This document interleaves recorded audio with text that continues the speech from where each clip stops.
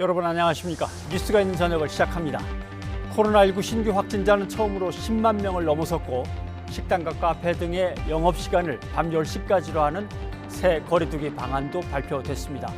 오늘 뉴스가 있는 저녁에선 코로나19 확산에 따라 우리의 의료체계 등 사회적 필수 기능이 마비될 가능성은 어느 정도인지, 또 사회 전체의 대응 시스템을 어떻게 바꿔야 할지 집중적으로 살펴보겠습니다. 먼저 오늘 준비한 주요 내용을 윤보리 앵커가 소개합니다. 전해주시죠. 네, 오늘의 주요 뉴스 전해드립니다. 더불어민주당의 이재명, 국민의힘 윤석열 후보는 각각 광주 전남과 대구 경북을 돌며 지지층 결집에 주력했습니다. 정치 보복과 부동산 문제를 등을 놓고 서로 날을 세웠습니다. 이재명, 윤석열 후보가 거칠게 상대를 몰아붙이고 대화방에는 부적절한 글과 영상이 올라오는 등 과열 양상도 빚어지고 있습니다. 국민의당 안철수 후보는 내일 선거운동을 재개한다며 완주 의지를 거듭 강조했습니다. 문재인 대통령은 소상공인과 자영업자의 상황이 절박하다며 국회에 신속한 추가 경정 예산 처리를 촉구했습니다. 하지만 여야 이견으로 추경 처리가 차질을 빚자 여당은 단독으로라도 처리하겠다며 국회의장의 결단을 촉구했습니다. 코로나19 신규 환자가 10만 명을 넘어섰습니다. 내일부터 다음 달 13일까지 식당, 카페 영업시간은 밤 9시에서 10시까지로 늘지만 사적 모임 인원 제한은 6년을 유지됩니다. 첫 소식입니다.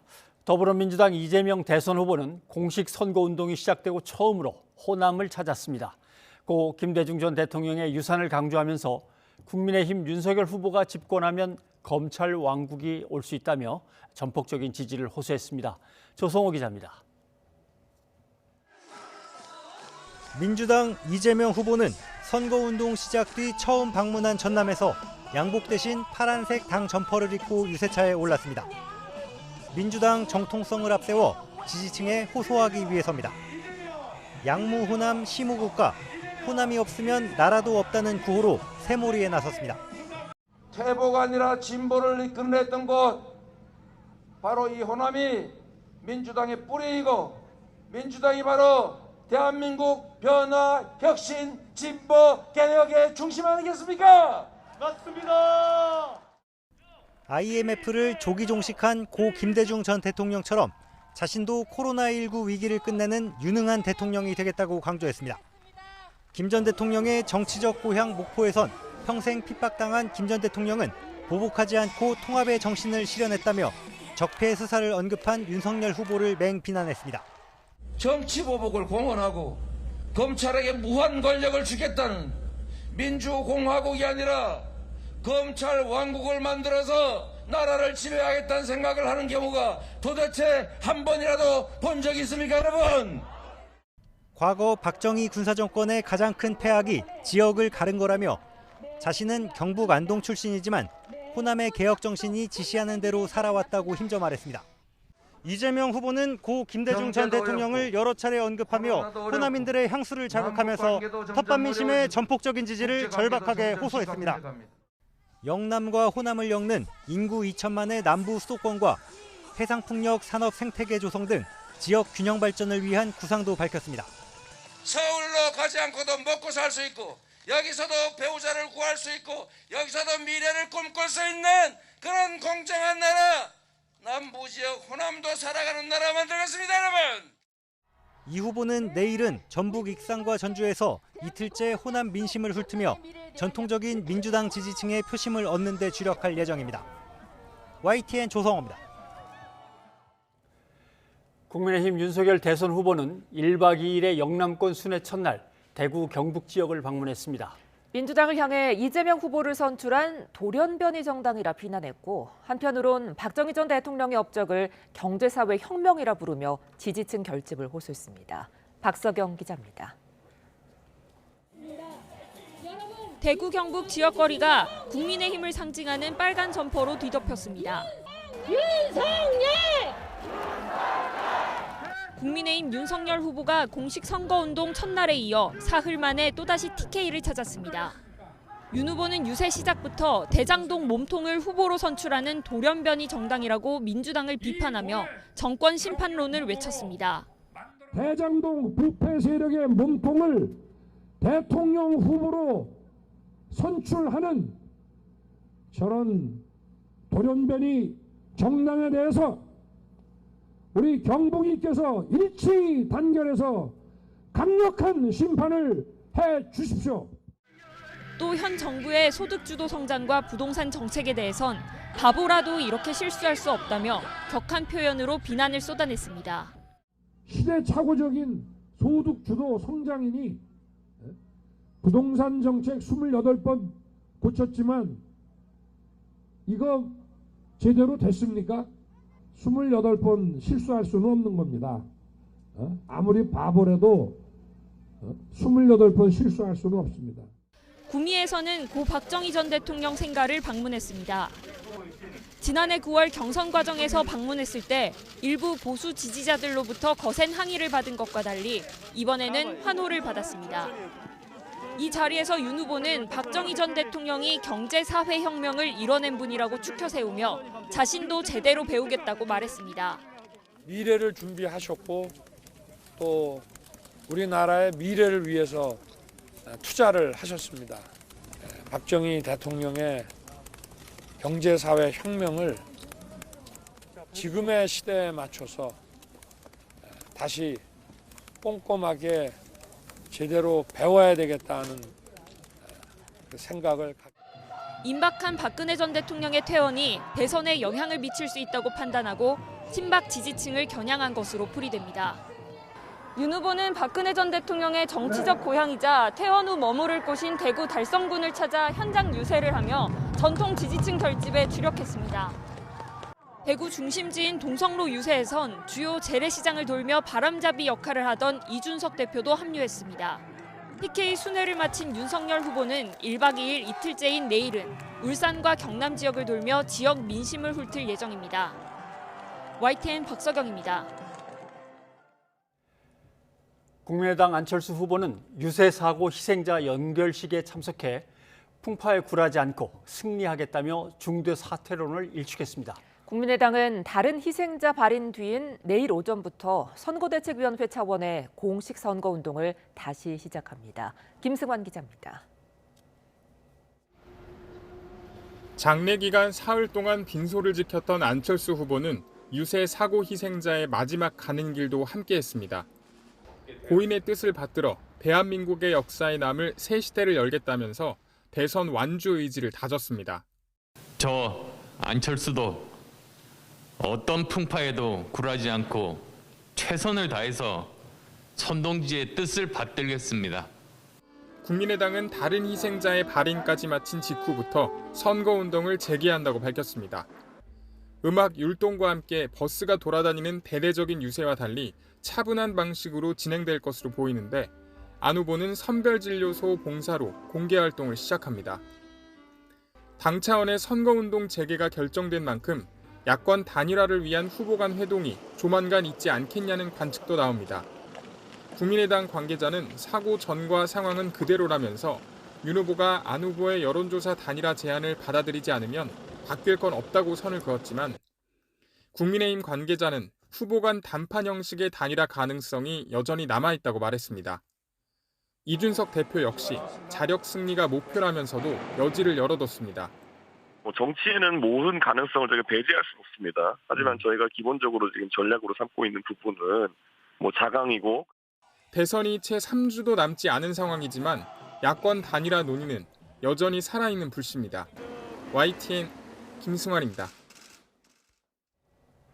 대선이 19일 앞으로 다가오면서 각 당과 후보들의 입도 점차 거칠어지고 있습니다. 이재명, 윤석열 후보는 무능과 부패 프레임으로 서로를 깎아내렸고 장 외에서 벌어지는 비난전도 치열합니다. 최하영 기자입니다. 민주당 이재명, 국민의힘 윤석열 후보의 신경전은 각자의 텃밭에서 더욱 고조됐습니다. 이 후보는 윤 후보를 겨냥해 모르는 게 당연한 듯 자랑하는 리더라며 무능 프레임을 적극 부각했습니다. 아무것도 아는 것 없이 오로지 할 수 있는 게 정치 보복을 공언하고 다시 블랙리스트 만들어가지고 좌파 문화계 싹 쓸어버리겠다. 반면 윤 후보는 이 후보를 향해 부정부패를 저지른 몸통이 대통령 후보라며 부패 프레임으로 맞섰습니다.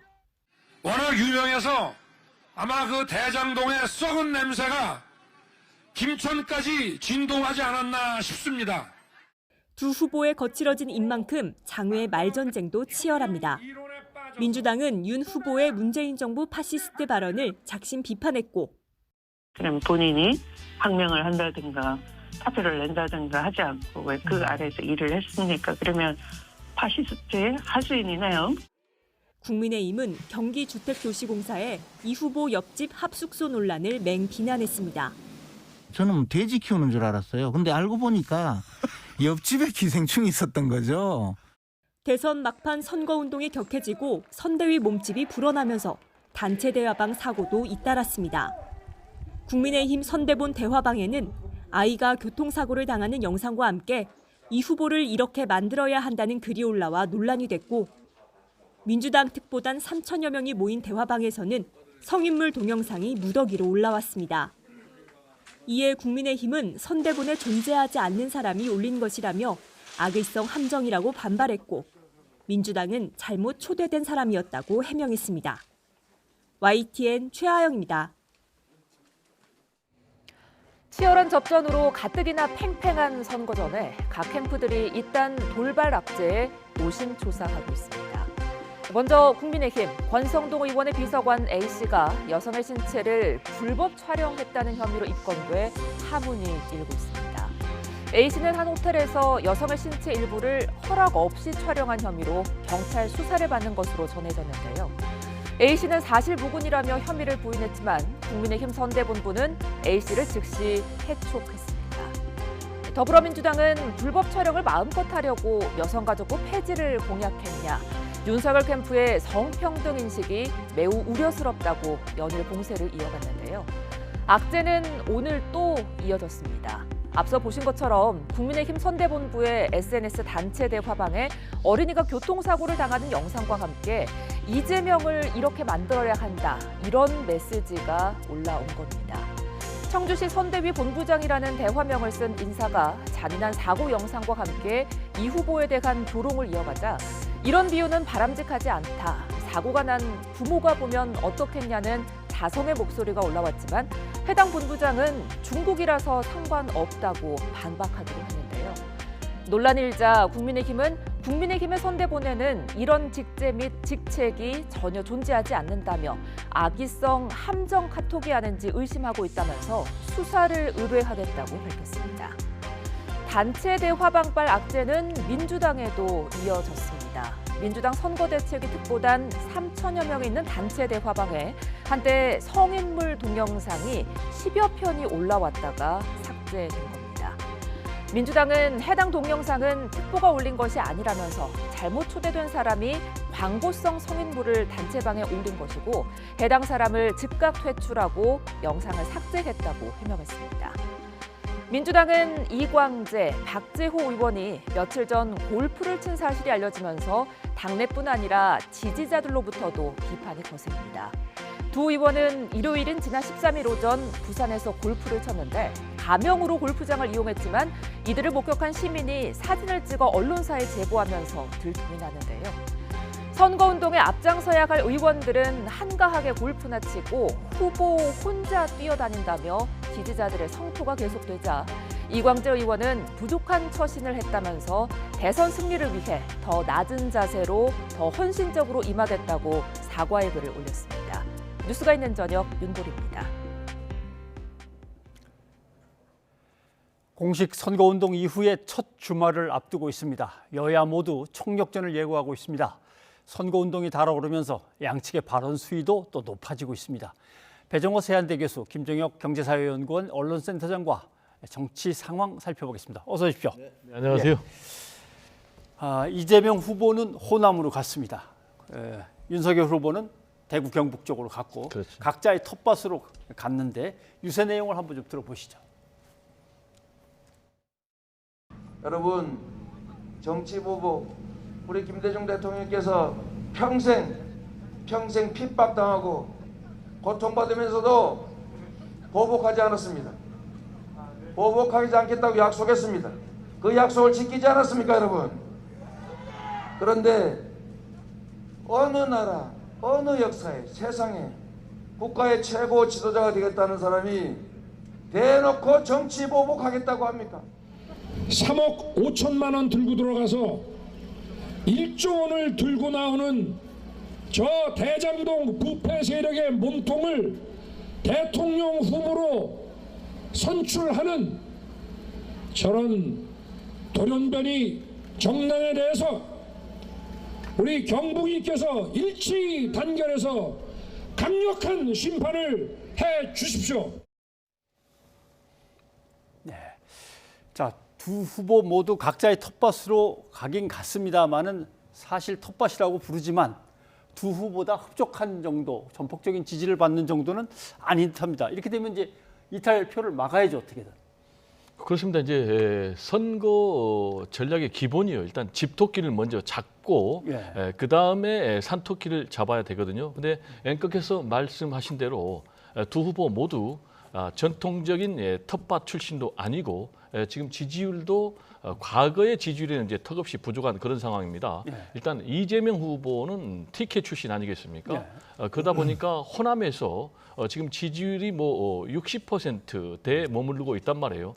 과거에 뭐 DJ 그리고 노무현 전 대통령 또 문재인 대통령 박근혜 후보 할 때 다 90% 넘었거든요. 그럼 이제 턱없이 부족하거든요.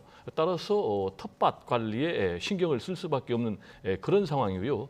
그런데 윤석열 후보도 서울 출신 아니겠습니까? 그러니까 TK 출신이 아니죠. 그러다 보니까 박근혜 전 대통령 후보 같은 경우는 80%가 넘었는데 지금 한 60% 수준이니까 턱없이 부족한 그런 상황 아니겠습니까? 그러다 보니까 이제 각자 지역 정서를 좀 자극하는 그런 메시지를 던졌어요. 이재명 후보 같은 경우는 이제 김대중 전 대통령 얘기하면서 용서와 화합의 정치 지도자다.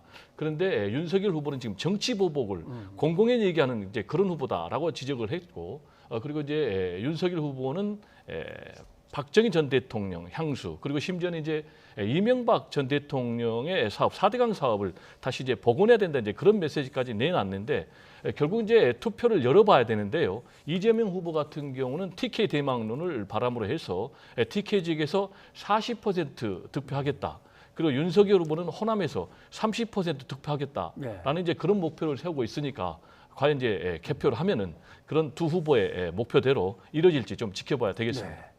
윤석열 후보는 호남의 어떤 전략적인 선택 같은 걸 기대할 거고, 근데 한편으로는 또 안동이 이재명 후보의 고향이니까 그것도 좀 걸림돌이 될 수도 있고 그렇겠네요. 뭐 지금 그 표에 대한 분석은 우리 배 선배께서 다 잘 해주셔서 저도 다 동의하거든요. 그래서 지금 둘 다 한 분은 충청도 서울에서 태어났지만 뭐 고향은 충청도인 분이고 한 분은 또 그 안동에서 태어난 분인데 민주당 후보고, 그래서 양쪽 호남과 그 TK 지역에서 과거에 다른 전임자들이 받았던 것만큼의 이제 표를 못 받고 있지 않습니까? 그러니까 그런 것들을 만회하기 위해서 노력을 하는 것 같은데, 근데 저는 이 양 지역에 가서 연설을 하는 걸 보면서 제가 만약에 이재명 후보의 그 참모라면 그렇게 하시지 말라고 그럴 것 같아요. 왜냐하면 지금 계속 정치 보복하면서 정치 보복하겠다고 합니다. 하고 상대방을 얘기를 하잖아요. 그리고 또 그 과거에 뭐라고 했냐면 저 감옥 갈 것 같습니다. 뭐 이런 얘기를 했잖아요. 굉장히 수세적이에요. 그래서 듣는 사람이 저분이 뭐가 좀 어디가 캥기는 게 있나? 왜 자꾸 저런 얘기를 하지? 뭐 정권이 바뀌면 자기가 뭔가 뭐 이런 부분이 그런 느낌을 주는 선거 유세를 하고 계세요. 그런가 하면은 반대로 윤석열 후보 같은 경우는 굉장히 공세적인 후보 얘기를 하고 있잖아요. 대장동에 무슨 이 썩은 이 문제를 도려내겠다라든가 이거 이래서 되겠냐라는 식으로 얘기를 하고 있기 때문에 제가 보기에는 한쪽은 공세고 한쪽은 수세여서 이거 제가 만약에 이재명 후보 캠프에 있다면 그렇게 하는 게 별로 효과가 없다라고 말씀을 드리고 싶어요. 지금 센치양님이 지적하신 걸 들었는지 모르지만 이재명 후보도 이제 발언 수위가 좀 높아지고 윤석열 후보도 계속 공세적으로 나가고 있는데 한번 잠깐 들어보시죠, 그 장면을. 이재명은 주술사가 아니라 국민에게 길을 묻겠습니다. 주술사가 가라는 길이 아니라 국민이 가라고 하는 길을 가겠습니다, 여러분. 이 히틀러나 무솔리니 같은 이 파시스트들 아시죠? 이 사람들이 뒤집어 씌우는 거는 세계 최고입니다. 공산주의자들, 이런 사람들이 하는 수법입니다, 이게. 면장도 알아야 한다는데 국정을 알지 못하면 나라가 얼마나 혼란스럽겠습니까, 여러분? 무능감과 부족함은 박근혜 대통령으로 충분합니다. 이런 거 뻔히 알면서 집권 여당에서 대통령 후보로 선출한 당이다 이런 얘기입니다. 그러니까 이 당이 얼마나 병든 당이 아닙니까? 그렇죠? 뭐 주술사, 파시스트 이렇게 나왔습니다. 결국 요약하면 어떻게 이런 사람을 후보로 뽑습니까라고 상대당을 공격하는 것 같습니다. 예. 지금 뭐 대선 양상을 보면요, 비호감 후보의 비호감 대선으로 가고 있는 것 같아요. 그러다 보니까 외신까지 역대 최악의 대선이 펼쳐지고 있다라면서 뭐 대장동 스캔들에 뭐 학문 뭐 침술사의 무속에 뭐 굉장히 뭐 얼룩지고 있다라고 좀 비난을 할 정도인데, 저도 개인적으로 상당히 좀 낯이 좀 뜨겁고요. 지금 이제 우리가 잠깐 봤지만은 윤석열 후보 같은 경우에 뭐 파시스트 얘기하고 공산주의자 얘기했는데 둘이 서로 상극이거든요. 그러면서 뭐 나쁜 얘기는 다 해요. 문재인 대통령을 향해서 계속해서 뭐 공산주의자다, 뭐 파시스트다, 뭐 무솔리니다, 히틀러다 이렇게 얘기를 하고 있는데, 그렇다면은 지금 민주당에서 역공하는 것이 그러면 그 정권의 하수인이었다. 그게 왜냐하면 서울중앙지검장하고 그리고 또 검찰총장 하면서 사실상 적폐청산 수사를 본인이 다 했지 않습니까? 그러면 어떻게 되는 거냐? 그리고 이제 본인 같은 경우에 5단계나 뛰어넘어서 문재인 대통령이 발탁을 했는데 배은망덕한 건 아니냐, 이렇게 지금 역공을 하고 있는 상황이거든요. 따라서 저는 이제 개인적으로 결국 이제 국난의 위기를 극복해야 되는 굉장히 중차대한 그런 시대적인 선거의 의미가 있거든요. 그러면 예를 들어서 이제 문재인 대통령에서 이렇게 굉장히 뭐 저주에 가까운 그런 이제 메시지를 던지는데, 윤석열 후보가 본인이 만약에 대통령이 된다고 하면 여소야대 그런 정권이 될 수밖에 없거든요.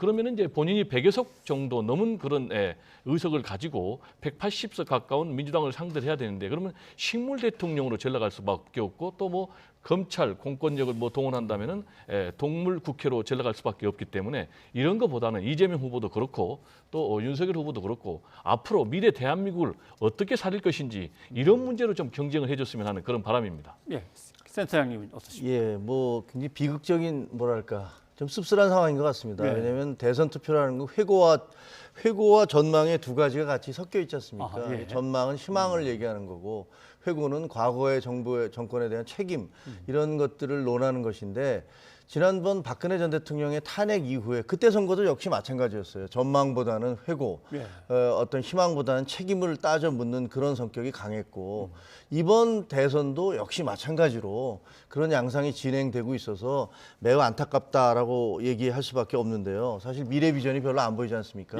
그리고 서로 이제 상대방에 대한 과거 공격을 하고 있는데, 근데 이제 주술사라든가 뭐 파시스트 이런 얘기들이 나오는 것 자체가 상당히 좀 비극적이라고 생각돼요. 이제 이런 표현들을 그 대통령 후보들이시니까 좀 안 썼으면 좋겠다라는 생각이 드는데, 한 가지는 좀 짚어봐야 될 건, 윤석열 후보가 이 파시스트 얘기를 한 것은 내가 부패 수사를 하려고 하니까 그 부패 수사에 대해서 그것을 정치 보복이라고 하면서 뒤집어 씌운다.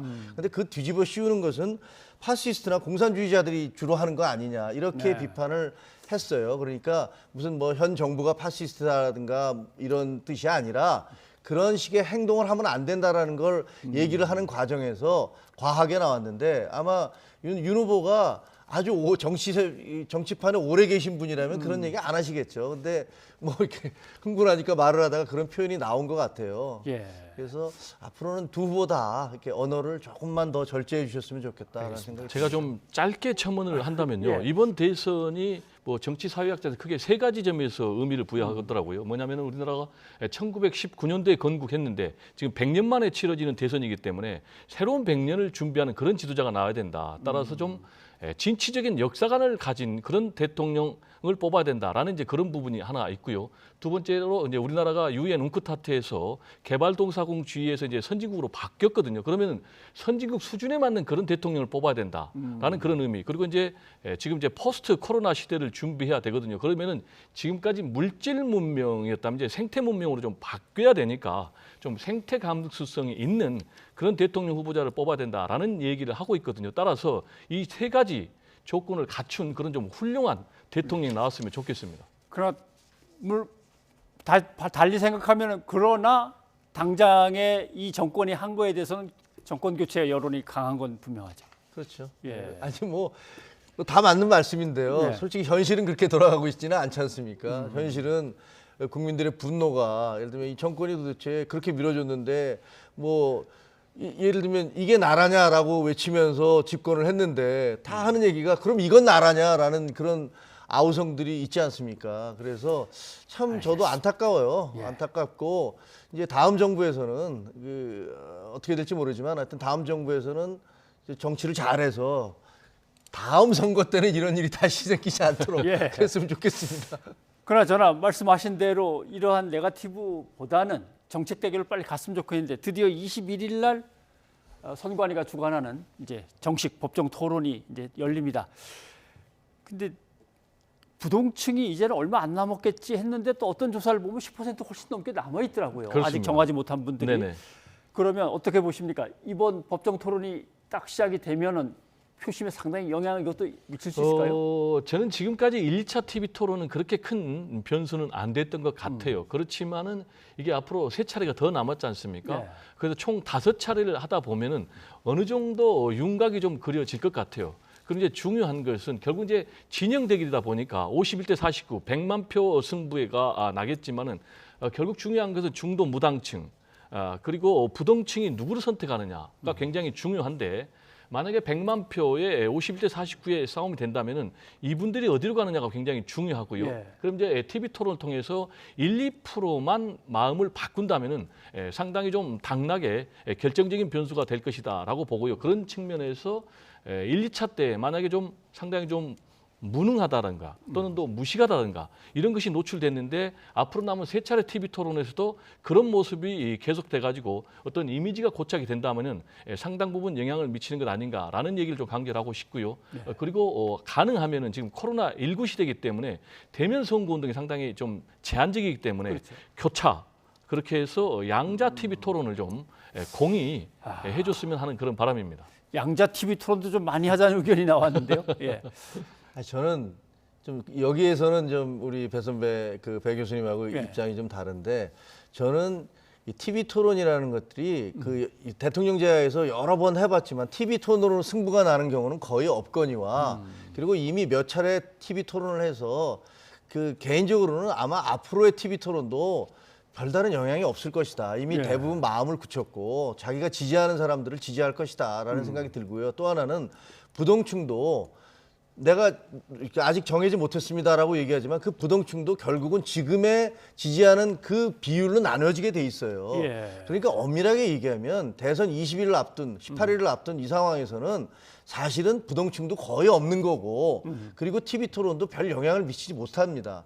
여기서 아주 결정적인 것이 나온다면 모든 사람들이 야 이게 말이 돼? 라는 것들이 나오면 달라지겠지만 제가 보기엔 그런 거는 이미 그게 나오려면 벌써 나왔죠. 예. 나왔어야 되는데 그리고 또 하나는 이제 나오고 있는 게 계속 나쁜 게 이재명 후보에게 좀 안 좋은 게 계속 나오고 있잖아요. 예를 들면 법카 관련이라든가 무슨 집을 얻었는데 그게 지사의 바로 옆집이었다라든가 이런 것들이기 때문에 근데 이것도 결국은 빗방울이 되긴 하겠지만 무슨 이렇게 카운터 펀치가 돼서 한꺼번에 상대방을 쓰러뜨릴 그런 것은 아니라고 생각되어집니다. 예. 그리고 잠깐 배 교수께서 얘기하셨는데 코로나19 상황이 길어지는데 나빠지기 시작한 이후로는 시민들도 불편해서 계속 원성이 있고 자영업자, 중소상공인도 원성이 높고 또 방역 전문가나 의료진들도 이제 지쳤다고 못 견디겠다고 하고 이 상황이 좀 어렵습니다. 이거는 이 전국 표심에 어떻게 반영이 될까요? 어디로 튈지 좀 모르는데요. 분명한 것은 이번 선거에 굉장히 중요한 변수로 부상하고 있는 건 사실이에요. 지금 예. 코로나19 확진자가 11만 명 육박했고요. 그렇죠. 보니까 3월 9일 대선 전후해가지고 뭐 30만 명까지 갈 수도 있는 그런 상황이기 때문에 국민 유권자들이 민감하게 이 변수에 반응할 것 같습니다. 따라서 만약에 국민 유권자들이 이 정부의 방역이 실패했다라고 판단을 내린다면 굉장히 이재명 후보에게는 악재가 될 것 같고요. 그렇지만 뭐 전쟁이라든지 또는 뭐 이런 대재앙 때, 위기 상황 때는 또 정권 위주로 힘을 실어주는 결집 현상이 좀 나타나거든요. 예. 그게 이제 지난번 21대 총선 때 코로나19가 발발하면서 결국 이제 180석 압승을 여권이 했지 않습니까? 따라서 이 표심이 어디로 가느냐가 굉장히 중요한 것 같은데, 그리고 더 하나가 이제 추경 문제가 굉장히 중요한 것 같아요. 지금 이제 여권 이재명 후보는 강력하게 추경을 당장 통과시켜야 된다라는 그런 입장이고, 국민의힘에서는 당장은 좀 안 된다라는 이제 그런 입장인데, 만약에 21일 날 여야 원내대표 만나가지고 합의가 안 돼서 민주당이 단독으로 처리할 경우에, 예. 그리고 국민의힘이 이걸 또 물리적으로 반대할 경우에, 근데 통과됐다. 그러면 이제 소상공인 자영업자가 대략 한 600만 명 정도 되거든요. 그러면 3인 가구만 해도 한 2천만 명 되니까, 만약에 소상공인 자영업자가 이걸 가지고 민주당에 힘을 실어준다면 또 한 번 이게 중요한 변수가 되지 않을까, 예. 이런 생각도 듭니다. 당장 눈앞에 불편함에 대해서 원망이 더 클 거냐, 아니면 이럴 때일수록 국정이 안정돼야 돼, 이렇게 생각이 그쪽으로 향할 것이냐. 어떻게 국정 안정론은 이미 물 건너갔다고 생각을 합니다. 왜냐하면 과거에 그 4.15 총선 때 2020년에 그때 그 여당이 많이 그런 것들에서 이득을 봤는데, 그 이후에 K방역을 엄청나게 자랑했지만 그 K방역의 실상은 지금 잘 드러나고 있지 않습니까? 그래서 국민들이 더 이상 그 정부가 얘기하는 K방역 성공 스토리에 대해서 믿지 않게 된 데다가, 그다음에 지금 추경을 16조를 편성을 해서 밀어붙이겠다는 건데, 소상공인들에게 300만 원씩 주겠다. 그것도 선거 직전에. 이렇게 얘기를 하고 있거든요. 소상공인과 자영업자들의 지지도를 보면은 지금 이재명 후보가 상당히 밀리고 있는 걸로 보니까 거기에 대한 마지막 어떤 승부수 같은 거라고 생각이 드는데요. 드는 생각은, 아니 그 이전에 수없이 많은 사람들이 전부 다 주지 말고 피해를 입은 사람들에게만 줘야 된다고 얘기를 했었는데, 실제로는 이 코로나 와중에 돈을 번 기업도 있고, 그리고 피해를 보지 않은 분들, 예를 들면 대기업 다니는 분들이나 그 공무원들이나 이런 분들은 피해를 전혀 보지 않은데도 모든 국민에게 돈을 지급을 했단 말이에요. 그거에 대해서 그렇게 비판할 때는 들은 척도 안 하다가 막판에 이제 소상공인 자영업자들이 아우성을 치니까 이제 와서 갑자기 뭐 편성을 해서 돈을 주겠다고 하는데, 제가 보기에 우리나라 국민 소상공 자영업자들이 300만 원을 받았다고 그래서 그동안에 받은 피해 같은 걸 계산해 보면, 그러니까 이 정부가 상당히 잘했다라고 평가할 것인가? 저는 아니라고, 그러지 않을 거라고 생각을 합니다. 일단 국회를 통과하는 게 하나의 큰 변수로는 남았습니다. 자, 그리고 하나만 더. 아까 김 센터장님이 얘기하신 것 중에 작은 빗방울들은 다 제껴놓고 그래도 폭풍 같은 게 하나 남았는데, 그게 단일화입니다. 예. 자, 안철수 후보가 연결식장에서 오늘 자기 입장을 좀 분명하게 밝혔는데 한번 들어보시죠. 예.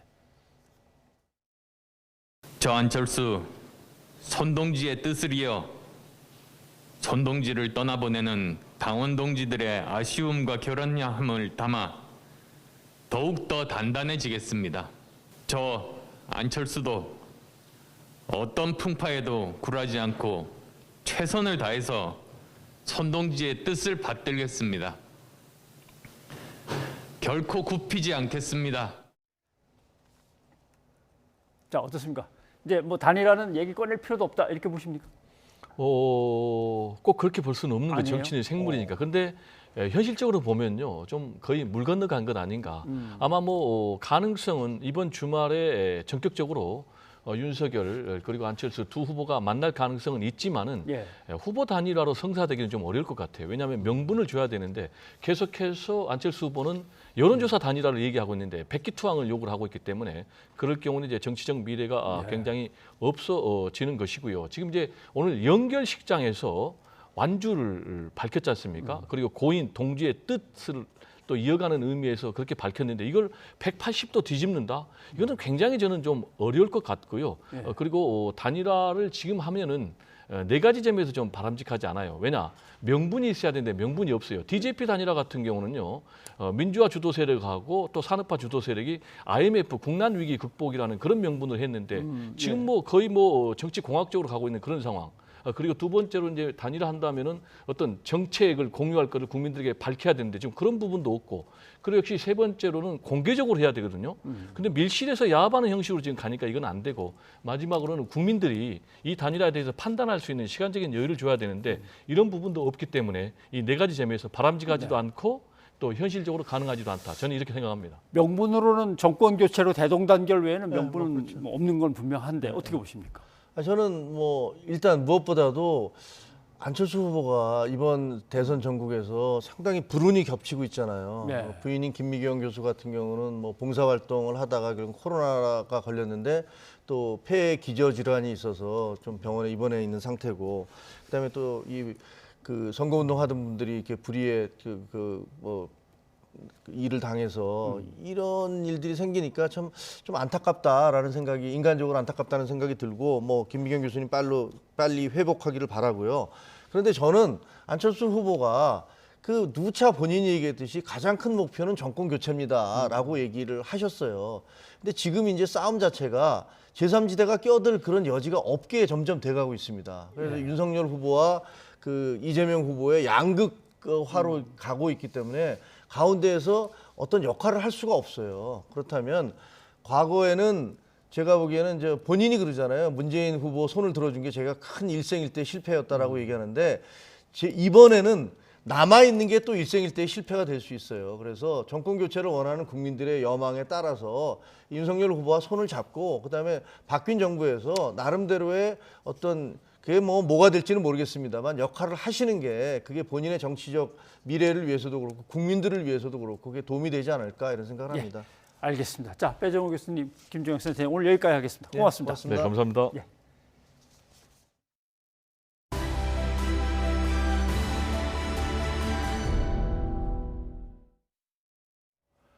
오미크론 변이의 영향으로 코로나19 신규 확진자가 매주 2배씩 급증하는 가운데 처음으로 10만 명을 넘어섰습니다.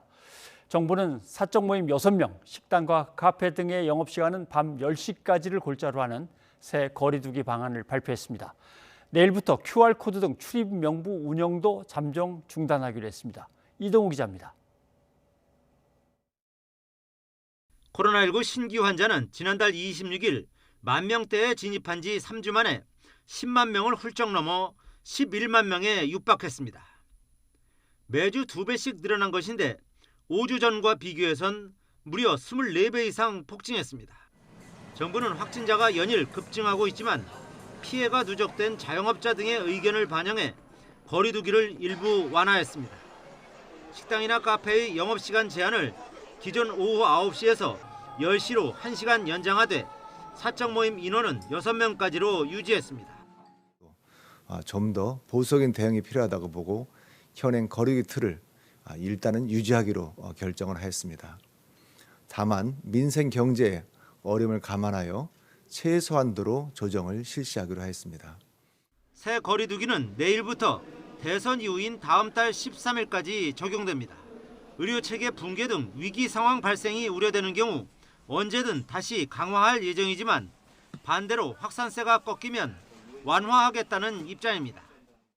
정점을 지나서 확산세가 꺾이는 모습이 확인되면 우리도 다른 나라들처럼 본격적인 거리두기 완화를 통해 국민들께서 소중한 일상으로 되돌아갈 수 있도록 그렇게 하겠습니다. 또 접촉자 추적 관리를 위해 사용된 QR코드나 안심콜, 수기 명부 등 출입 명부 운영은 중단됩니다. 확진자 급증으로 역학조사가 간소화되면서 출입 명부 필요성이 크지 않다는 판단입니다. 다만 대형마트와 백화점, 학원 등을 제외한 식당과 카페 등 다중이용시설 11종에 적용되는 방역 패스는 그대로 유지됩니다. 아마 식당, 카페 등에서는 대부분의 QR코드를 설치해놨던 곳에서는 이 QR을 활용해서 접종 여부를 확인하고 백신 패스를 운영할 것이라고 보고 있는 중입니다. 식당과 카페 등은 QR코드가 아닌 쿠브 앱이나 종이 증명서 등을 통해 예방 접종력만 확인한 뒤 입장할 수도 있습니다. 정부는 청소년의 방역 패스 시행 시기는 지역 형평성 등을 고려해 4월 1일로 한 달 연기했습니다. YTN 이동호입니다. 코로나19 환자 급증세에도 정부는 민생경제 피해를 고려해 영업시간 제한을 완화했습니다. 방역 전문가들은 섣부른 방역 완화로 피해가 커질 수 있다고 우려하는데 정부 역시 다음 달 초 중환자가 최대 2,500명에 달할 수 있다고 진단했습니다. 이형원 기자입니다. 밤 9시에서 10시로 영업시간 제한을 완화한 조치는 기존 정부 입장이나 현재 유행 상황과는 동떨어진 결정입니다. 모임 인원보다 영업시간 제한 때 방역 효과가 좋다는 앞선 정부 평가와도 상반되는 데다 하루 10만 명 넘는 감염 확산세에 위중증 사망도 잇따르고 있기 때문입니다. 더 큰 문제는 확진자가 늘면 2, 3주 시차를 두고 피해 규모가 커지는 만큼 앞으로가 더 고비라는 겁니다. 절대적인 숫자가 증가하면 그에 따라서 위중증 환자와 사망자 숫자도 같이 절대적으로 증가할 수밖에 없습니다. 1시간 증가라는 부분은 방역의 입장에서는 거꾸로 가는 이 잘못된 선택이었다라고. 실제로 정부도 현재 300명대인 위중증 환자가 다음 달 2일쯤 1,000명 이상으로 늘 수 있다며 최대 2,500명까지 예상하고 있다고 밝혔습니다. 이런 상황에도 방역을 일부 완화한 건 민생경제 피해를 고려해 어쩔 수 없는 선택이었다는 게 정부 입장입니다. 안정적으로는 한 2,000명 정도, 한 2,500명 정도까지도 가능할 것 같습니다. 불가피하게 최소한의 범위 내에서만 시간을 조정했다는 말씀드립니다. 전문가들은 유행이 확산할 때 방역을 완화하는 건 위험하다고 경고해 왔습니다. 우리보다 앞서 방역을 푼 해외 사례를 보더라도 유행 정점 이후 완화 조치를 했다는 겁니다. 국내 유행 정점 시기는 이르면 이달 말, 늦으면 다음 달 말까지로 예측치가 조금씩 다릅니다. 최선은 이때까지 방역을 조이는 거지만 정부가 먼저 완화 조치를 한 만큼 피해 최소화 전략에 집중해야 한다고 조언했습니다. 팍스로비드를 한 8,900명 정도 처방했다고 그러는데 이게 굉장히 중요한 부분이거든요. 그 8,900명 대부분이 중증이 됐다고 그러면 우리가 감당 못하는 상황인데 적극적으로 처방을 해서 위중증 환율을 낮춰야 되는 시기라고 봅니다. 중증 사망 진행을 막는 노력과 함께 확진자 대부분을 차지하는 경증 환자들이 일반 진료를 받는 데 불편함이 없도록 의료 체계를 보완해 가는 것도 중요합니다. YTN 이영훈입니다. 날마다 신규 확진자의 90% 정도가 재택치료에 배정되면서 재택치료 환자가 어느새 35만 명을 넘어섰습니다. 갑자기 쏟아지는 환자의 재택치료자를 관리하는 의료기관 현장에선 혼선이 끊이지 않고 있습니다. 홍주혜 기자입니다. 경기도의 한 재택치료 의료상담센터. 60살 이상 등 집중관리군 재택치료 환자 450여 명을 하루 2차례 전화로 모니터링합니다. 환자가 호소하는 증상에 귀 기울이면서 수화기 너머로 들리는 가쁜 숨과 기침 소리 등으로 상태를 파악합니다. 처방받으신 약은 꾸준히 드시고 계시는 거죠? 네, 혹시라도 증상도 악화되시면 바로 연락 주세요. 하루 2번 모니터링이 원칙이지만 서너 차례 연락하는 게 필요하기도 합니다. 최근 환자 급증으로 일선 보건소 업무가 사실상 마비된 영향도 고스란히 전해집니다.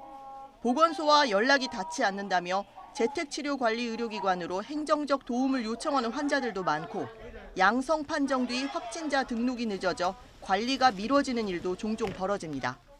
증상이 있어서 검사를 했기 때문에 벌써 다 아프고 그 다음에 저희가 이제 전화를 하는 경우가 너무 많아졌거든요. 그러다 보니 환자들은 다 아팠는데 이제서 전화를 하냐. 나 그동안 여러 번 어딘가에도 전화를 해보고 싶었는데 아무도 전화를 받지 않았다.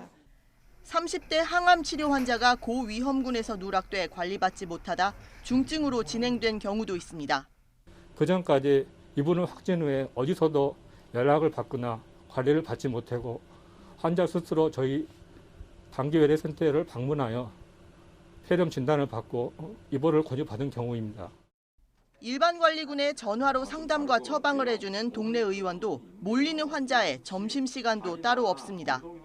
코로나가 아닌 환자도 진료하면서 추가로 재택치료자 관리까지 앞으로 환자가 더 늘면 어떻게 감당할지 예측하기 어렵습니다.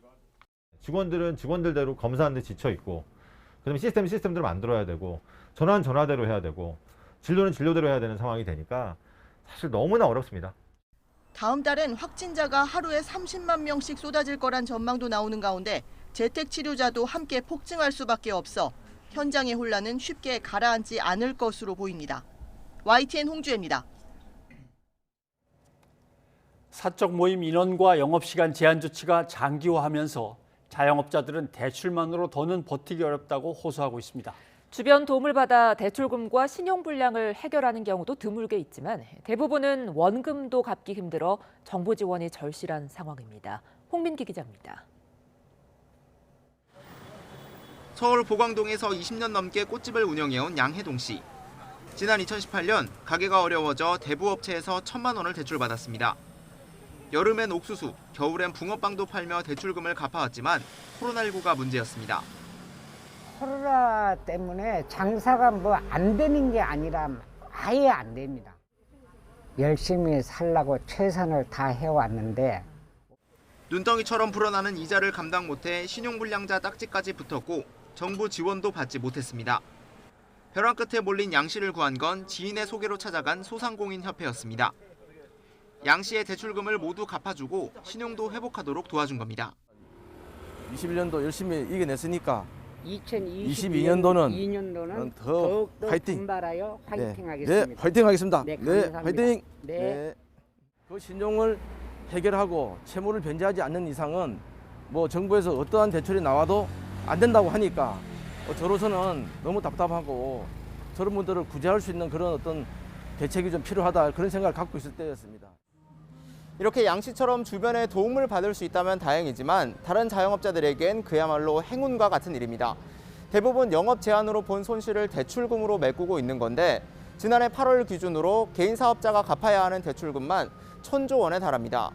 코로나19 발생 직전인 지난 2019년 12월 말과 비교해서 20% 넘게 늘었습니다. 5대 시중은행이 자영업자를 위해 연장한 대출 원금과 이자의 상환 만기도 다음 달 말로 다가왔습니다. 갚아야 할 돈만 지난 1월을 기준으로 140조 원에 달하는데 자영업자들은 정부가 한 번 더 만기를 연장해야 한다고 촉구했습니다. 빚을 내서 또 빚을 갚으라는 겁니까? 더 이상 빚 낼 데도 없습니다. 자영업자는.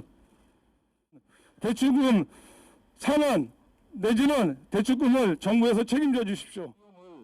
거리 두기도 일부 완화됐지만 손실을 메우기엔 여전히 부족하다며 코로나19 발생한 손실을 100% 보상하라고 요구했습니다. 장사를 하고 싶어도 사회적 거리두기 때문에 장사를 못하고 폐업을 하고 싶어도 대출금 때문에 폐업을 못하는 것이 자영업자들의 현실입니다. 정부는 당장 다음 달 대출 만기와 원리금 상환 유예 조치 시한 연장을 적극적으로 검토하고 있다며 서둘러 결론 내리겠다고 밝혔습니다. 하지만 자영업자의 고통이 날로 커지는 상황에서 빚내서 견뎌라는 식으로 반복되는 대출 중심 대책을 넘어 좀 더 폭넓은 제도적 지원이 절실한 시점입니다. YTN 홍민기입니다. 코로나19 신규 확진자가 처음으로 10만 명을 넘었습니다. 이런 가운데 정부가 거리두기를 일부 또 완화했습니다. 코로나 상황, 이재갑 한림대 강남성심병원 감염내과 교수와 얘기를 좀 나눠보겠습니다. 교수님 나와 계시죠? 네, 안녕하세요. 안녕하십니까. 신규 확진자 10만 명 넘었다. 이제 소식이 들려왔습니다.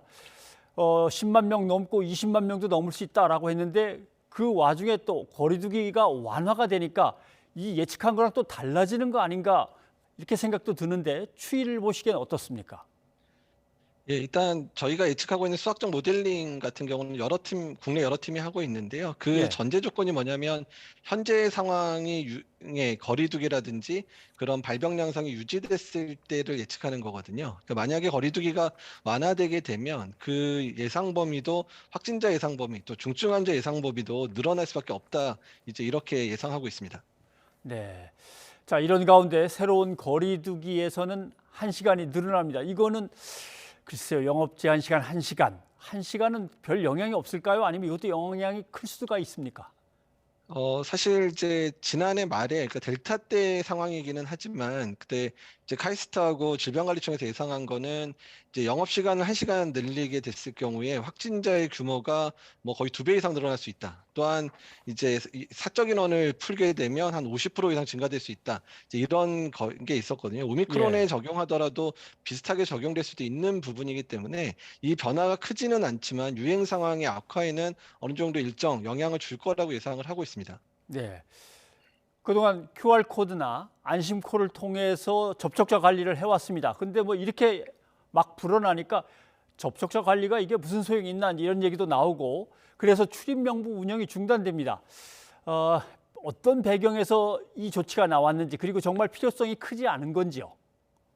사실 이제 우리나라가 역학조사를 잘했던 게 큰 장점이었는데 현재 역학조사 인력으로는 한 5천여 명의 확진자 정도 말고는 이런 자세한 그런 동선을 추적하거나 이제 그 주변의 밀접촉 조사를 파악하는 게 불가능해졌습니다. 그래서 예. 현재 역학조사 대신에 자가 역학조사서라서 본인이 어디를 갖고 누굴 만난지를 기록해서 내게 하고 있거든요. 그래서 현재 QR 코드로 이제 확진자가 어디를 갔는지 추적하던 방법들 자체를 아예 활용을 안 하고 있거든요. 그러니까 활용도 되지 않는 QR 체크나 안심콜을 통해서 개인정보가 모집되는 것 자체가 의미가 없어지기 때문에 일단 그 부분은 역학조사의 방법이 바뀌면서 없어졌다 이렇게 이해하시면 될 것 같습니다. 네. 대선을 앞두고 후보들은 방역 완화 공약들을 내놓고 있습니다. 3차 접종자에 한해서 12시까지 영업 제한을 풀자라고 여당 후보는 내놓기도 했는데 이런 게 평가하시기에는 안전할 수 있습니까? 아니면 좀 위험합니까? 그러니까 어떤 거리두기 완화책이더라도 어떻든 간에 정점을 찍은 이후에 적용이 됐을 경우에 이제 어느 정도 그런 유행 상황의 악화를 막을 수 있으면서 완화가 되는 거거든요. 근데 지금 상황 자체가 계속해서 그 유행이 악화되고 있는데 어떤 형태의 거리두기 완화도 큰 영향을 줄 수 있습니다. 그래서 사실 대선 후보들 같은 경우에는 지금 본인이야 표를 얻으려고 뭐 몇 마디 할 수 있는 상황이 될 수는 있지만 그런 부분들이 방역 당국이라든지 시민들한테 주는 영향은 매우 크기 때문에 사실 언행에 매우 주의를 해주셔야 되는 게 아닌가 생각을 하고 있습니다. 네. 선거일 방역 상황에 대해서도 우려가 큽니다. 확진자들은 비확진자들의 투표가 끝나는 6시부터 7시 반까지 투표를 하게 됐는데 확진자가 또 갑자기 몰리거나 하면 문제가 생길 수 있을까요? 네, 사실 지금 확진자 규모가 얼마나 되는지에 따라서 또 달라질 건데 만약에 그 당시에 정말 예상대로 20만 명 이상이 발생하는 상황들이 된다면 그렇게 되면 일주일 동안 만약에 확진자들이 모인다 그러면 거의 100여만 명 이상이 이제 그 격리 상태에서 투표를 하게 되거든요. 그래서 동시에 너무 많은 사람들이 몰리게 되면 혼란스러울 수도 있는 상황들 또한 안전을 이제 관리해야 되는 안전 요원들이나 이런 분들의 위험도 있을 수 있기 때문에 어떻든 질서 있게 투표가 되도록 자세한 안내와 또한 그 자세한 안전, 특히 그 관리하는 분들에 대한 안전에 대한 부분들을 철저하게 준비를 해야 될 것 같습니다. 네. 교수님이 상당히 지적을 하시던 것 중에 이렇게 와 닿던 것은 의료 체계부터 시작해서 필수 인력들이 일하는 체계, 뭐 방역이든지 아니면 뭐 방송이든지 다 마찬가지겠습니다만은 시스템 자체가 무너지면 어떡할 거냐라고 하는 걱정을 늘 하셨던 것 같은데 지금 병원에서는 어떤 일이 벌어지고 있습니까?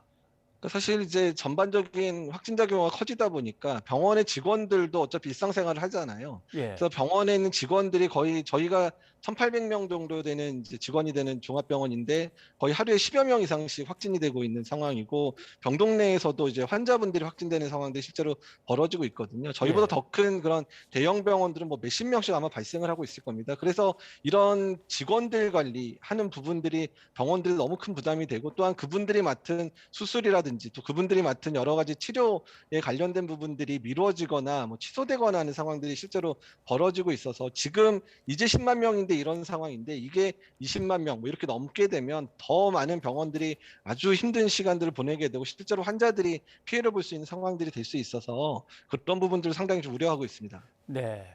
그리고 재택치료 대상자들이 계속 늘어나니까 자가진단 키트부터 시작해서 이런저런 약품들까지 조금씩 구하기 어려워지는 상황이 있고 일부는 뭐 품절된다는 소식도 들려옵니다.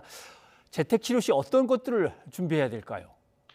일단 이제 그 이제 집중관리군 같은 경우는 의료기관들이 여러 약이나 이런 것들 처방을 해주니까 그다음에 또 키트도 보건소에서 보내주니까 크게 준비할 게 없는데 일반관리군 같은 경우에는 뭐 체온계라든지 뭐 그다음에 해열제 또는 종합감기약 이런 것 자체가 아예 공급이 안 되다 보니까 초기에 열이 나고 힘들 경우에 약을 준비해 놓지 않으면 매우 힘든 시간을 보낼 수 있거든요. 그래서 일단 종합감기약, 해열제 같은 것들은 집에 좀 준비를 해주시면 좋겠고 체온계를 좀 준비하시면 좋겠고요. 더 중요한 거는 본인이 상황이 안 좋을 때 도움을 받을 수 있는 연락처를 반드시 가지고 있고 연락을 할 수 있게 하고 또한 본인이 진료받을 수 있는 그런 비대면 진료 가능한 의료기관의 연락처나 이런 부분들도 주변에 있는지 반드시 숙지를 해주시는 게 좋을 것 같습니다.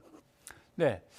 자, 한 가지 조금 개인적일 수 있겠습니다만 일상회복지원위원회 위원이셨는데 사실 일상회복지원위원회가 항상 둘로 나눠져 있죠. 방역의료 쪽이 있고 그다음에 경제민생 쪽이 있고 자, 늘 뭐 의견이 다를 수는 있는데 의원직을 내려놓으신 것은 어떻습니까? 더 이상 얘기하기가 힘든 구조라 그렇게 결정하셨나요? 그 얘기하기가 어려웠던 구조도 있고 특히 최근에 방역의 변화가 상당했는데 전문위원들의 의견을 많이 듣지도 않았던 부분들이 있는데 솔직히 이번에 이제 하게 됐던 이유는 질병관리청이나 보건복지부가 거리두기 완화에 대해서 매우 우려를 하고 있었는데 여러 다른 영역들뿐만 아니라 뭐 정치권 또한 대통령 후보들까지도 계속해서 질병관리청과 보건복지부의 거리두기 체계나 이런 것들을 비판하면서 거의 궁지에 몰린 상황들이 됐습니다. 그래서 이제 이런 부분에 있어서 거리두기를 이제 정점도 이르지 않았는데 완화하는 부분에 대해서 강력하게 목소리를 좀 내야 되는 상황이 될 것 같아서 일단은 선언적 의미에서 이제 사퇴는 했고요. 어떻든 간에 이런 부분들 정부 차원에서 더 방향성을 잃게 되는 또한 국민들이 고통스럽게 되는 상황들 최소한 막기 위해서 정부에 다시금 노력을 해주시면 좋겠다는 생각을 하고 있습니다. 네, 알겠습니다. 이재학 교수님 오늘 여기까지 듣겠습니다. 고맙습니다. 네, 감사합니다.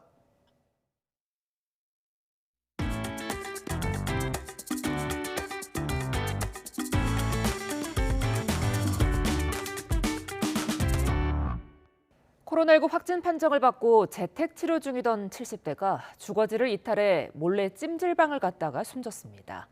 방역당국은 출동한 119 구급대에 연락을 받고 나서야 격리 이탈 소식을 알게 됐습니다. 윤혜리 기자입니다. 인천 화수동의 한 찜질방에 구급 장비를 든 대원들이 들어갑니다. 얼마 지나지 않아 구급 대원들이 한 남성을 들것에 실어 나갑니다. 기저질환이나 뭐 이런 것들은 전혀 확인할 수 없는 상황이었어요. 왜냐하면 의식이 흐릿하신 상황이었어가지고. 75살 남성 A씨가 찜질방 내부 습식 사우나에서 갑자기 쓰러졌다는 신고가 119에 접수된 건 지난 15일 낮 2시 50분쯤입니다.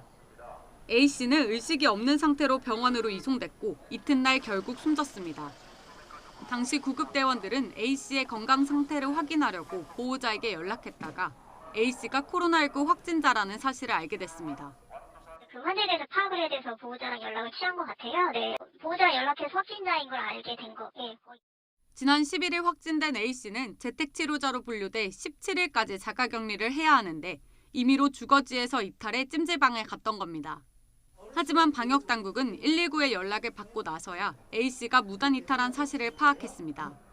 확진자가 폭증하면서 지난 9일부터는 자가격리된 확진자나 밀접 접촉자 위치를 앱으로 실시간 확인하는 감시 방식이 중단됐기 때문입니다. 연락이 안 될 때는 연락될 때까지 계속 하고요. 그 동반자가 전화를 안 받은 것 같아요. 없습니다. 지금은 없어요. 확진자가 격리 기간에 무단으로 외출할 경우 1년 이하 징역이나 1,000만 원 이하 벌금을 받을 수 있습니다.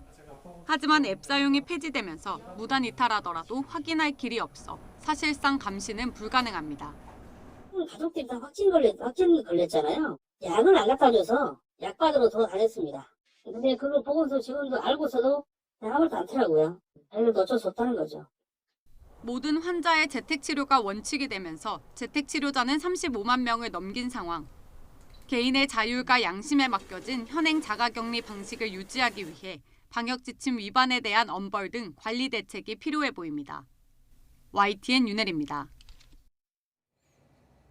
경남 창원에 있는 한 에어컨 부품 제조업체에서 근로자 16명이 독성 물질에 급성 중독됐습니다.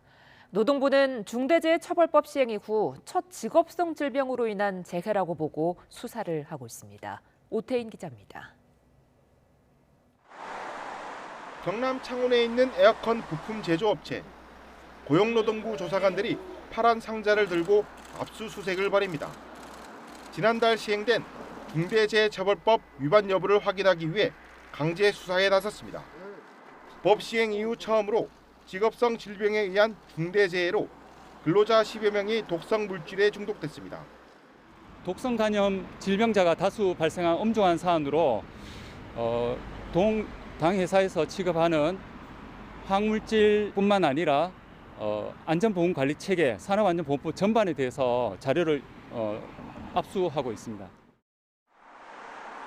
처음 증상이 나온 건 지난해 연말. 간에 이상을 느낀 직원이 병원을 찾았고 휴식 후 다시 진료하자 병원에서 신고한 겁니다.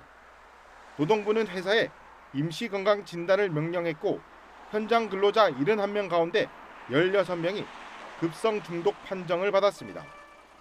이들은 세척제에 포함된 트리클로로메탄에 기준치보다 최고 6배 이상 노출된 것으로 조사됐습니다. 트리클로로메탄은 무색의 휘발성 액체로 주로 호흡기를 통해 흡수되는데 고농도로 노출되면 간 손상을 야기합니다. 환기가 안 된 상태에서 이런 물질이 문제가 발생했기 때문에 산업안전보건법을 사실상 준수하지 않은 형태로. 하지만 회사는 억울하다는 입장입니다. 세척액 제조사 자료에는 문제가 된 트리클로로메탄이 없었다는 겁니다. 저희는 유통업체로부터 이 물질을 공급받았을 뿐입니다. 하지만 그 물질 안전보건 자료에는 1,2-디클로로에틸렌이라는 물질이 적혀 있었습니다. 노동부는 해당 업체에 대해 작업 중지 명령을 내리고 중대재해처벌법 위반 혐의를 수사하고 있습니다. 이와 함께 지난 11일 4명이 숨지고 4명이 다친 전남 여수 여천 NCC 공장 폭발 사고와 관련해 본사를 압수수색하고 열 교환기 폭발을 예방하기 위한 안전보건 계획 등을 확인하고 있습니다. YTN 오태인입니다. 어제 앵커리포트 이 시간에 지역 소득, 지역 생산 설명드리다가 시간 관계상 보여드리지 못한 마지막 지표가 하나 있습니다. 1인당 지역별 개인 소득입니다. 개인 소득이란 무슨 뜻이냐 하면 저축통장에 집어넣든지 아니면 당장 내 마음대로 쓰든지 내 마음대로 당장 처분해도 되는 소득을 말하는 거죠. 이것이 우리 실생활에 가장 밀접한 지표입니다. 보시면 1등 서울, 2등 울산, 그다음에 광주가 4위로 올라와 있습니다.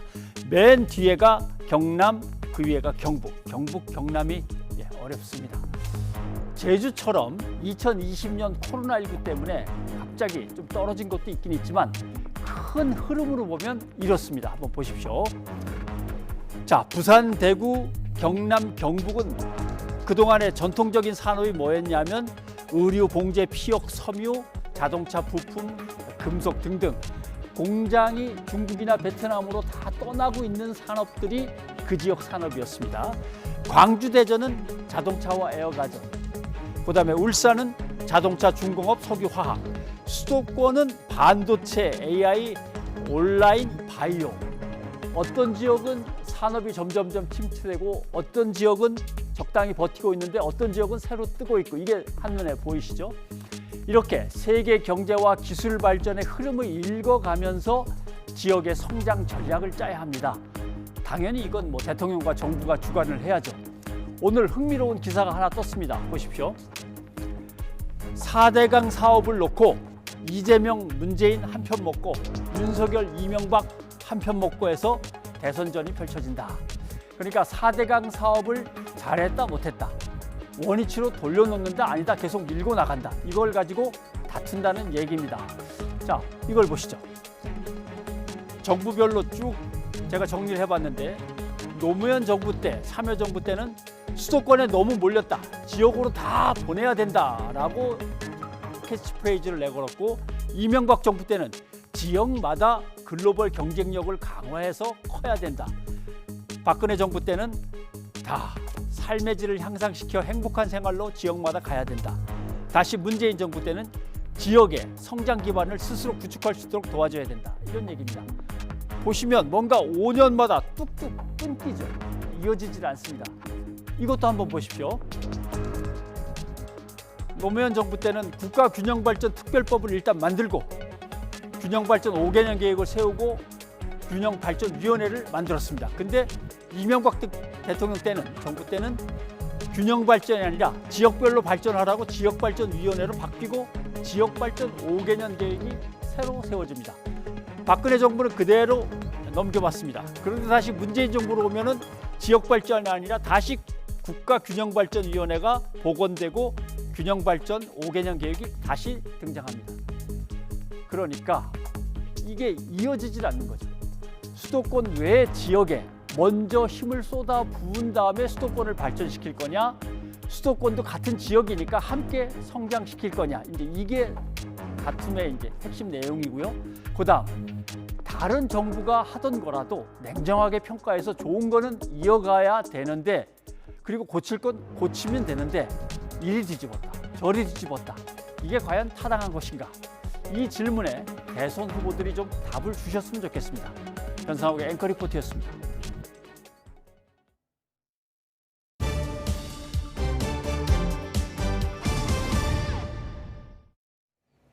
우크라이나의 전운이 감도는 가운데 친러시아 반군은 우크라이나 정부군이 이틀 연속 포격을 가해왔다고 주장했습니다. 우크라이나 정부군은 이를 부인하며 오히려 반군이 공격해왔다고 맞섰는데 서방 측은 러시아의 침공 명분을 찾으려는 위장 공격일 가능성이 크다고 보고 예의주시하고 있습니다. 이동헌 기자입니다. 러시아와 국경을 맞댄 우크라이나 동부 돈바스 지역을 장악하고 있는 친러시아 반군은 우크라이나 정부군이 현지 시각 18일 새벽 포격을 가해왔다고 주장했습니다. 전날에 이어 이틀 연속 정부군이 휴전협정을 위반해 공격을 해왔다는 주장입니다. 앞서 정부군은 오히려 반군이 먼저 유치원 등에 포격을 가해왔고 자신은 대응하지 않았다며 반박했습니다. З боку противника було застосовано тяжку артилерію. Саме тут ми можемо спостерігати попадання 122-мм артилерійського снаряду. 지난 2014년 우크라이나에 친서방 정권이 세워진 이후 돈바스 지역은 러시아의 지원을 받은 친러시아 반군이 장악해 자치정부를 세웠습니다. 정부군과 반군의 내전 끝에 2015년 휴전협정이 체결됐지만 충돌이 끊이지 않았고 최근 들어서는 더 격화하고 있습니다. 반군은 정부군이 자신들을 공격하기 위해 상륙 작전을 준비하고 있다고 주장하고 있습니다. Агентурной разведкой народной милиции получены очередные данные о замысле наступательной операции украинской армии на Донбассе. 서방 측은 정부군과 반군 간의 교전을 우려하면서 러시아가 침공 구실을 만들려고 하는 것일 수 있다며 경계하고 있습니다. We know it was a false flag operation designed to discredit the Ukrainians, designed to create a pretext. 정부군과 반군의 무력 충돌이 앞으로도 더 이어질 것으로 보이는 가운데 세계의 관심이 전쟁의 뇌관으로 떠오른 돈바스 지역에 쏠리고 있습니다. YTN 이동헌입니다. 네, 오늘 저희가 준비한 소식은 여기까지입니다. 네, 뉴스가 있는 저녁 다음 주 월요일부터는 저녁 7시에 시작합니다. 다음 주에 다시 찾아뵙겠습니다. 여러분 고맙습니다.